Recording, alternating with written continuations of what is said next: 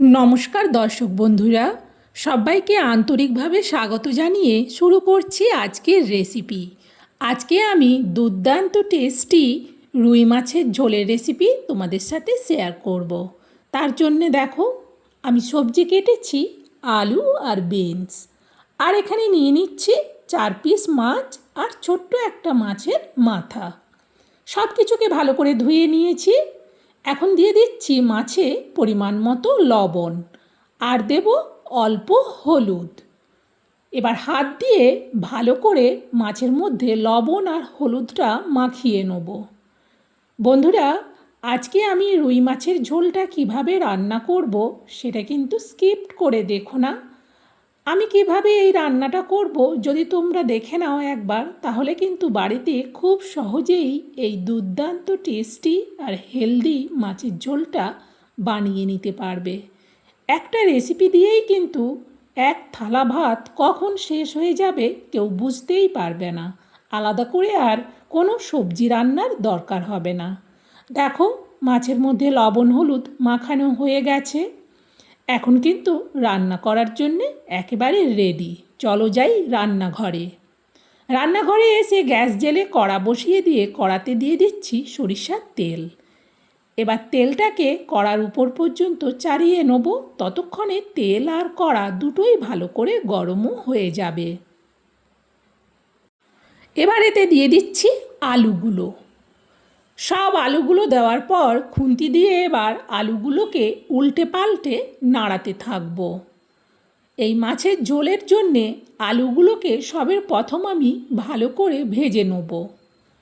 তেলটা খুব ভালো করে গরম হয়ে গিয়েছিল, সেই জন্যে গ্যাসটাকে এখন মিডিয়ামে করে দিয়েছি।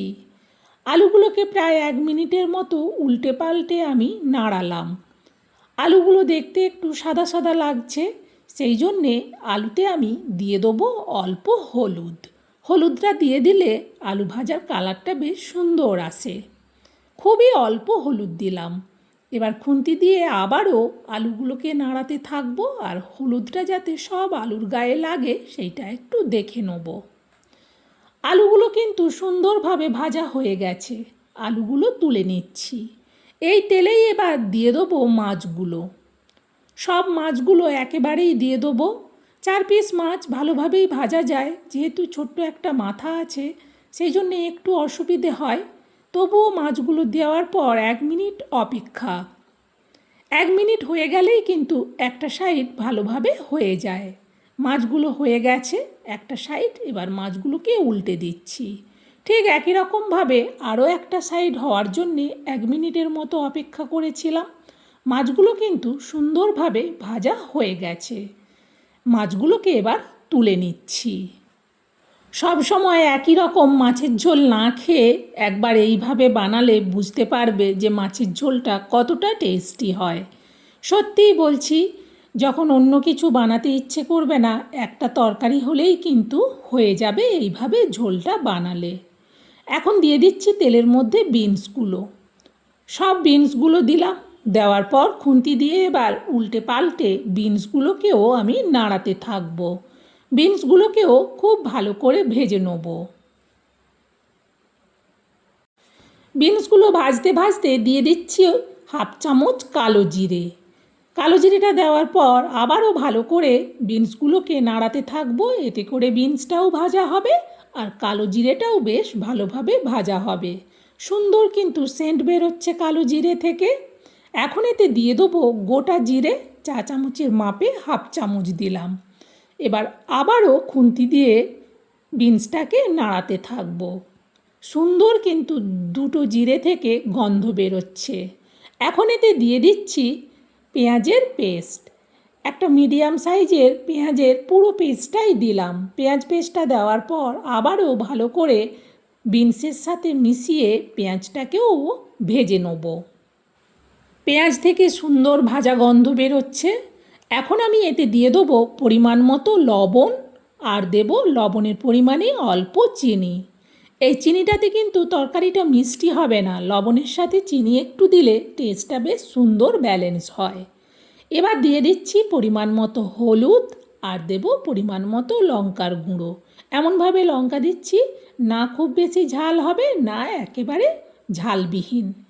আবারও সব কিছুকে ভালো করে ভেজে নিলাম।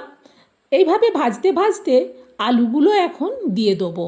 আলুগুলো যেহেতু মাছের সাথে রেখেছি, ওই জন্য একটু খুন্তি দিয়ে বেছে বেছে সব আলুগুলোকে দিয়ে দিলাম, কারণ মাছটা এখন দেব না, মাছটা পরে দেব।